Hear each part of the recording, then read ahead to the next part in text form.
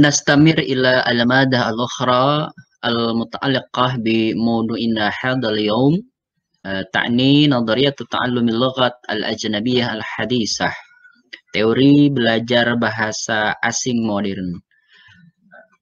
Beberapa teori yang akan kita kaji selanjutnya ini masih terkait dengan landasan psikologis dalam pembelajaran bahasa asing, di mana sebelumnya telah kita ketahui beberapa teori, baik itu yang bermadhabkan behaviorisme, demikian juga kognitivisme, dan tentunya kita memiliki banyak pilihan alternatif yang bisa kita sesuaikan penggunaannya untuk mengajarkan bahasa Arab khususnya.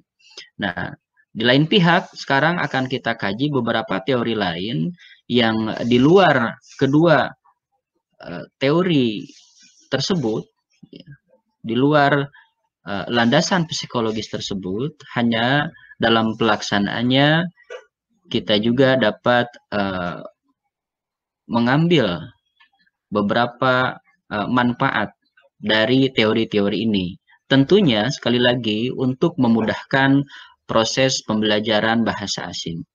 Terlebih ketika kita mengkaitkan dengan kajian subtema sebelumnya, di mana terdapat beberapa aspek perbedaan antara proses belajar bahasa asing dengan pemerolehan bahasa ibu, maka tentunya harus semakin kita kembangkan teori-teori lain di luar landasan linguistik, demikian juga landasan psikologi yang telah dibahas sebelumnya, dengan kita mencari alternatif lain dari teori yang bisa kita terapkan dalam proses pembelajaran bahasa asing ini.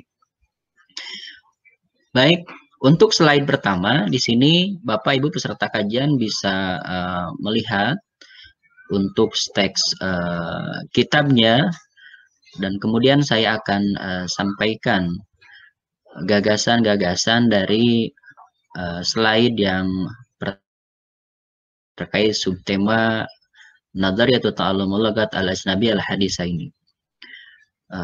Dikatakan bahwa teori belajar bahasa asing pada dasarnya meliputi teori belajar secara umum dan teori belajar bahasa asli secara khusus.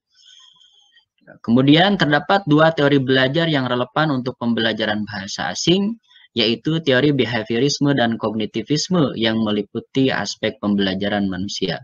Ya, telah kita pelajari sebelumnya, ini menegaskan bahwa proses belajar bahasa asing itu di dalamnya dapat kita terapkan berbagai macam teori sebagai landasannya, sehingga sekali lagi dapat mempermudah proses belajar bahasa asing pada siswa. Tadi telah disampaikan katanya behaviorisme dan kognitivisme sebagai bagian dari landasan psikologis dalam pembelajaran bahasa asing, dan itu teori-teori tersebut banyak teori-teori yang dapat kita terapkan, dapat kita relevansikan penerapannya dengan siswa, demikian juga materi yang kita ajarkan, materi yang dipelajari oleh siswa di dalam kelas. Kemudian selanjutnya, beberapa teori belajar yang digagas oleh behaviorisme Skinner, demikian juga kognitivisme Chomsky, demikian juga sosiolinguistik Delhims, itu juga merupakan ragam teori yang dapat kita relevansikan penggunaannya dalam pembelajaran bahasa asing. Namun demikian katanya, ta'allumul lughat al-ajnabiyyah amaliyatun tattasimu bit-ta'kid al-baligh, bahwa belajar bahasa asing itu merupakan proses yang sangat kompleks. Tadi dikatakan sebelumnya kita melihat bagaimana aspek perbedaan antara belajar bahasa asing dengan pemerolehan bahasa ibu, di mana belajar bahasa asing nuansanya sangat kental dengan beberapa permasalahan, sehingga akan menyulitkan bagi siswa, apalagi ketika proses belajar tersebut di luar critical period tadi. Nah, sehingga untuk mengatasinya, masih mendapatkan perhatian banyak, ya, mendapatkan banyak perhatian dari beberapa teori lain, dan diharapkan bahwa teori-teori ini atau hipotesa-hipotesa ini sekali lagi dapat mempermudah proses pembelajaran bahasa asing, khususnya kita konteksnya dalam pembelajaran bahasa Arab. Baik, nah ini yang pertama, teori yang akan disampaikan yaitu teori identitas Wolff-Genklin atau Nadharyatut Tatabuk. Fakta-fakta tentang teori identitas ini antara lain, yang pertama, teori ini berpendapat bahwa penguasaan bahasa ibu dan pembelajaran bahasa asing pada dasarnya adalah proses yang identik atau proses yang sama, tidak ada bedanya kalau menurut teori dari Klein ini. Sehingga tidak ada efek dari bahasa ibu pada pembelajaran bahasa asing. Tadi sekali lagi telah kita pelajari bagaimana aspek-aspek perbedaan antara proses belajar bahasa asing dengan pemerolehan bahasa ibu. Kalau teori umum mengatakan di situ sangat terdapat banyak sisi perbedaan antar kedua proses itu. Tapi Klein ini mengatakan tidak ada yang beda, katanya sangat identik. Mungkin ini teori yang paling sangat sederhana dan memberikan sisi motivasi tinggi ketika siswa ingin belajar bahasa asing. Menurut teori ini tak ada bedanya, sehingga konsekuensinya tidak ada kesulitan yang begitu signifikan yang akan dihadapi oleh siswa. Nah, namun demikian, meskipun teori ini tidak ditanggapi dengan sangat serius, ya, tadi kan teori umum mengatakan banyak ragam perbedaannya. Kalau teori ini malah mengatakan tidak ada perbedaan, malah sama. Namun demikian katanya, meskipun ya tadi banyak yang tidak begitu menanggapi teori ini, mengingat teori ini ya mengabaikan banyak faktor seperti perkembangan kognitif individu, kondisi sosial, pembelajaran, dan faktor-faktor lainnya. Ini kan karakter dari teori ini ketika kita melihat teori ini mengatakan sama prosesnya, identik prosesnya antara belajar bahasa asing dengan pemerolehan bahasa ibu. Nah, namun demikian, sekalipun kondisinya seperti itu, katanya bahwa teori ini kalau kita lihat lebih jauh, kenapa mengatakan seperti itu? Kenapa mengatakan bahwa kedua proses tersebut sama? Karena teori ini memperhatikan kemungkinan bisa diterapkannya strategi serupa yang digunakan dalam pembelajaran bahasa ibu, demikian juga bahasa asing. Jadi ini kalau kita ambil sisi manfaatnya, sederhananya teori ini sebetulnya bukan semata-mata menganggap enteng proses belajar bahasa asing, di mana seolah-olah tidak ada bedanya dengan pemerolehan bahasa ibu, namun sisi manfaatnya, sisi positifnya bahwa strategi apapun yang kita yang diterapkan dalam proses pemerolehan bahasa ibu menurut teori ini dapat juga diterapkan dalam proses belajar bahasa asing. Nah, sehingga karena strategi antar dua proses tersebut bisa diterapkan, maka teori ini menyimpulkan ya bahwa kedua aktivitas tersebut tidak ada bedanya. Jadi di satu sisi tadi kita melihat teori ini sangat kontradiktif dengan teori pada umumnya, ya, tidak memperhatikan aspek kognitif, lingkungan, dan sebagainya. Tapi setelah kita melihat lebih jauh bahwa ternyata teori ini memiliki persepsi lain, di mana identik di sini kaitannya dengan strategi pembelajaran yang dapat diterapkan antar kedua kegiatan tersebut pada praktisnya itu memiliki kesamaan. Jadi antara belajar bahasa asing dan pembelajaran bahasa ibu bisa menerapkan strategi-strategi yang identik, yang sama antara keduanya. Selanjutnya, teori yang kedua itu Nadharyatul Jihad Al-Dhabit atau teori monitor creation. Ya, di sini ada teksnya, bisa dilihat oleh Bapak Ibu peserta kajian semuanya. Saya akan menyampaikan gagasan fakta tentang atau ya fakta-fakta tentang teori monitor creation ini diambil dari teks yang dituliskan di sini. Terdapat dua cara untuk mempelajari bahasa asing menurut metode ini, yaitu pemerolehan bahasa secara tidak sadar dan pembelajaran bahasa secara sukarela.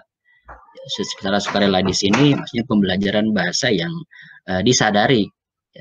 Jadi kalau yang tidak disadari itu, yang secara tidak sadar itu seperti halnya pemerolehan bahasa. Anak menguasai memperoleh bahasa ibunya itu tidak disadari, dia dalam praktiknya sebetulnya terjadi proses transfer pengetahuan, transfer wawasan tentang bahasa ibunya dari lingkungan sekitarnya, hanya saja tidak disadari, makanya itu terjadi secara alami. Nah, dalam belajar bahasa asing juga, menurut teori ini ada kasusnya seperti itu, ada fenomenanya seperti itu. Demikian juga ada melihat bahwa pembelajaran bahasa secara formal disadari layaknya pembelajaran bahasa yang dilakukan di lembaga-lembaga pendidikan formal. Jadi kita melihat teori ini lebih fleksibel, ya, di mana teori belajar bahasa asing secara formal dibenarkan seperti itu, tapi di lain pihak diakui juga pada prinsipnya belajar bahasa asing juga bisa dilakukan secara tidak formal, ya, secara alami tadi. Pemerolehan bahasa secara tidak sadar katanya didasarkan pada penggunaan bahasa dalam situasi komunikasi nyata yang ditujukan pada penggunaan bahasa secara alami. Ya, ini menegaskan penjelasan barusan. Proses ini menitik beratkan pada aspek materi dan efek komunikasi, bukan struktur bahasa. Jadi belajar bahasa yang dilakukan secara alami tidak terlalu begitu memprioritaskan penggunaan struktur bahasa yang ketat, yang rumit di dalamnya, tetapi lebih menitik beratkan tadi pada materi dan efek komunikasi. Bagaimana penggunaan bahasa dalam proses komunikasi, apakah berjalan dengan lancar, terjadi interaksi antar pembicara, kemudian juga dengan pendengar, maka itu yang lebih diperhatikan. Kemudian kalau belajar bahasa secara sukarela, katanya memperhatikan pentingnya penguasaan struktur bahasa asing dan tidak terlalu memperhatikan aktivitas komunikasi langsung. Nah, ini berbalikan. Jadi umumnya teori ini melihat bahwa ketika belajar bahasa secara formal, ya, secara sadar, maka struktur bahasa ini akan sangat ketat, memberikan dampak pengaruh pada dirinya. Sementara kalau belajar secara sukarela tadi, secara tidak sadar tadi, ya, maka peran dari struktur bahasa ini tidak terlalu begitu ketat. Selanjutnya, menurut teori Carson ini, proses dalam belajar bahasa asing itu terjadi proses monitor. Monitor ini akan sangat berpengaruh terhadap proses belajar bahasa asing, di mana ia merupakan upaya pembelajar untuk menyesuaikan bahasanya dan memperbaiki kesalahannya seperlunya. Jadi dalam proses belajar bahasa, bil khusus tadi terkait dengan struktur bahasa, penggunaannya dalam proses komunikasi, maka menurut teori ini seseorang memiliki monitor, bagaimana dia melacak apa yang disampaikan dengan bahasa tersebut.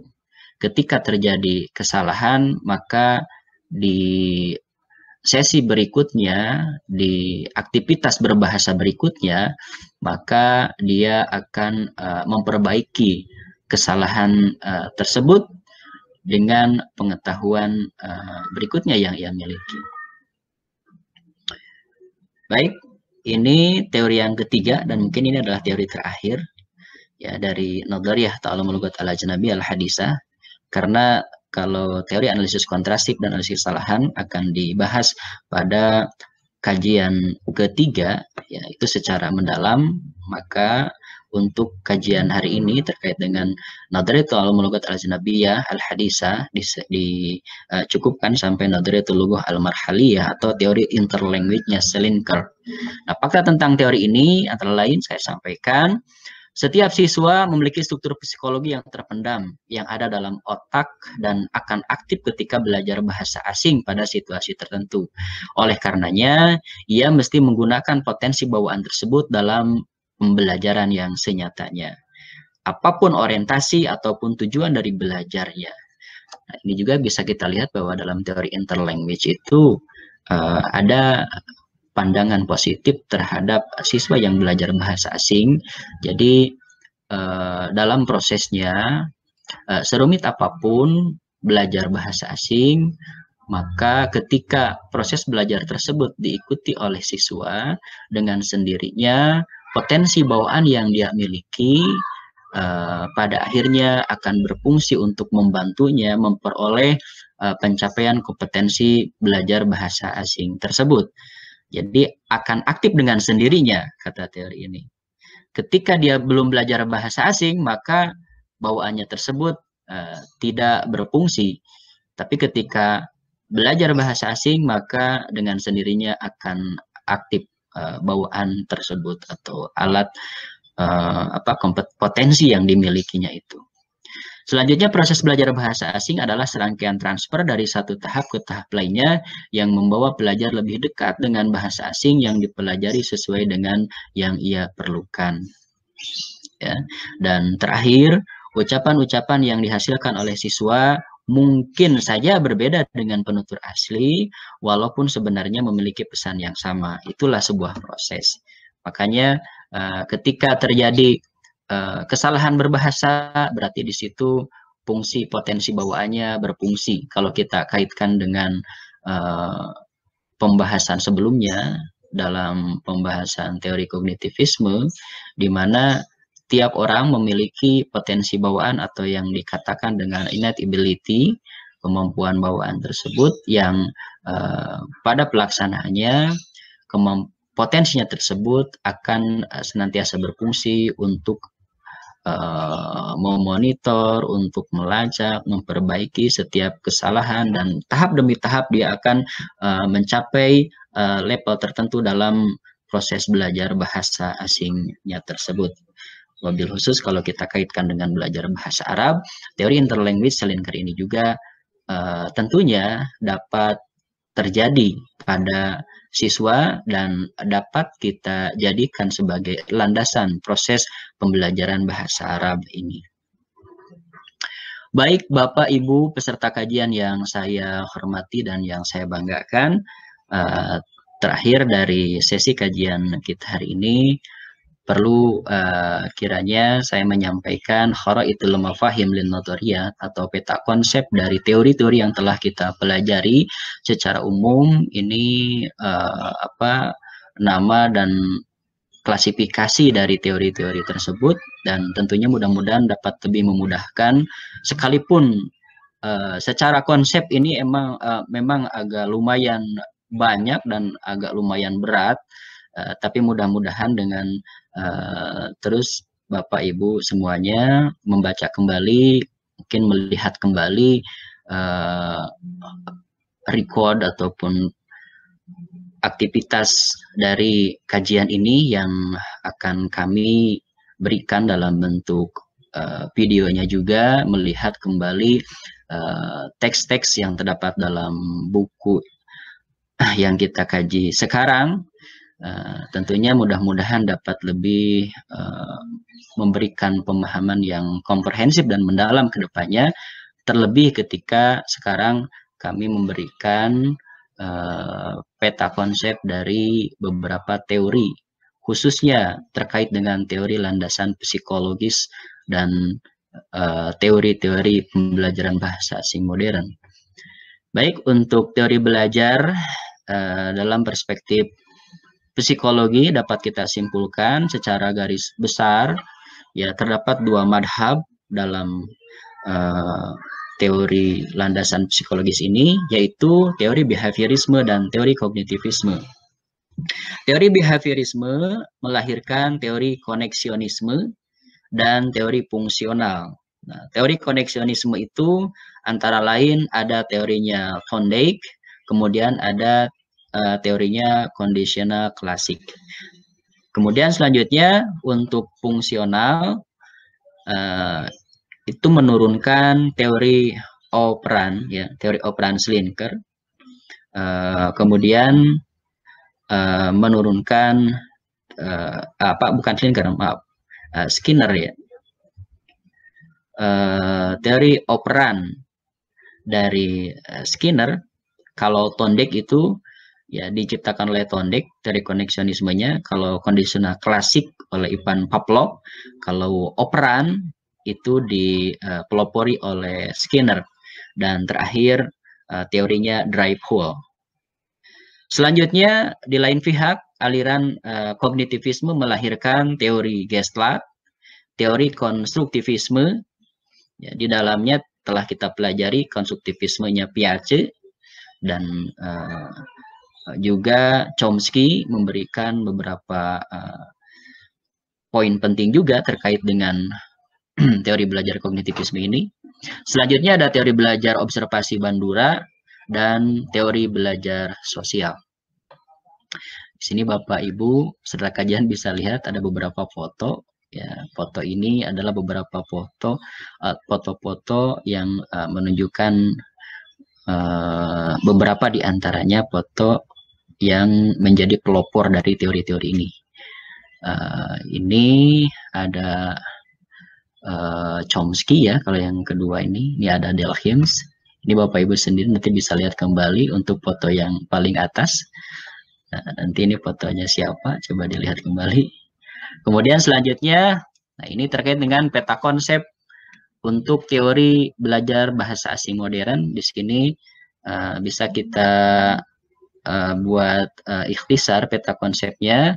Teori-teori ini tadi ada teori identitas, Nadharatut Tatabuk yang disampaikan oleh Klein. Ini mungkin fotonya. Kemudian ada teori monitor, Jihad al-Dhabit, Nadharatut Jihad al-Dhabit yang disampaikan oleh Krashen. Nah, ini beliau penggagasnya. Dan ada teori interlanguage, ya, yang digagas oleh Schlinker. Mungkin ini fotonya. Mudah-mudahan sama foto yang kami sajikan dengan foto yang aslinya. Kemudian selanjutnya ini ada teori analisis kontrastif dan analisis kesalahan. Namun demikian pembahasan sekali lagi tidak dibahas pada kajian hari ini. Nanti akan dilanjutkan oleh pemateri berikutnya.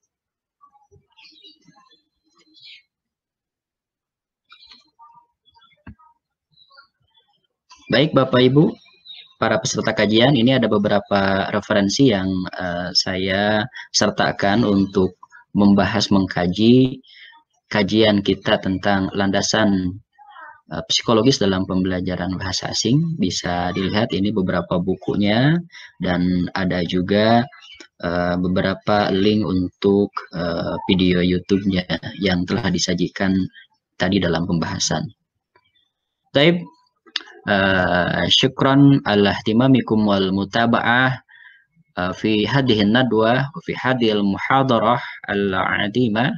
Ila liqa fi al-muhadarah al-ukhra fil mustaqbal insyaallah. Sa'uqaddimu lakum aidan al-madah al-muta'alliqah bi at-tara'iq ar-ra'isah li ta'lim al-lughah al-ajnabiyyah. Insyaallah nanti ke depan saya juga akan memaparkan materi tentang metode-metode primer dalam pembelajaran bahasa asing, dan tentunya itu akan sangat terkait sekali, akan sangat berkaitan dengan materi yang kita bahas hari ini, yaitu landasan psikologi dalam pembelajaran bahasa asing. Dan mudah-mudahan ada manfaatnya, kurang lebihnya mohon maaf. Pastinya dalam pembahasan ini masih terdapat banyak kekurangan dari segi referensi ataupun penjelasannya. Mudah-mudahan Bapak Ibu peserta kajian dan para hadirin yang lain, pendengar, penyimak, mudah-mudahan dapat memberikan input konstruktif untuk lebih meningkatkan interpretasi, penjelasan lebih lanjut, eksplorasi dan sebagainya untuk kajian-kajian berikutnya. Wallahul muwafiq ila aqwamit thariq. Wassalamualaikum warahmatullahi wabarakatuh. شكرا إلى الباحث في هذا اليوم أستاذنا الفاضل الدكتور أسيف مولانا الماجستير الذي قد ألقى إلينا المادة المتعلقة بتعلم اللغات الجانب السيكولوجي، ونستنتج مما بحث من تعلم اللغة الجانب السيكولوجي kita belajar teori pembelajaran bahasa asing dalam perspektif psikologi. Demikian teori pembelajaran dalam bahasa Arab. Ada dua teori yang kita pelajari hari ini, yakni teori behaviorisme dan teori kognitivisme. Di mana teori behaviorisme ini lebih mengutamakan kepada faktor eksternal dalam proses pembelajaran. Sedangkan teori kognitivisme lebih mengutamakan pada faktor internal. Nah, di mana innate ability atau kemampuan bawaan lebih diutamakan dalam teori ini. Dari segi proses pembelajarannya, teori behaviorisme lebih mengutamakan pembelajaran bahasa secara lisan. Adapun teori kognitivisme lebih mengutamakan semua kemahiran berbahasa. Dari segi proses pembelajarannya, teori behaviorisme guru memiliki peran lebih banyak, di mana teori behaviorisme ini menggunakan model teacher-centered learning. Jadi pembelajaran berpusat pada guru. Nah, sedangkan teori kognitivisme menggunakan model student-centered learning, di mana pembelajarannya berpusat pada peserta didik. Terlepas dari itu, kita mendapatkan wawasan yang lain terkait dengan pemerolehan bahasa serta perbedaannya dengan pembelajaran bahasa. Nah, dalam pemerolehan bahasa, anak lebih mudah melaksanakannya dalam pemerolehan bahasa ibu. Karena apa? Salah satu faktornya adalah periode kritis. Jadi memudahkan anak untuk memperoleh bahasa. Adapun dalam pembelajaran bahasa asing, nah ini lebih sulit dilaksanakan oleh anak karena tidak dilaksanakan dalam periode kritis. Sehingga perlu kita cari berbagai solusi untuk memecahkan masalah tersebut.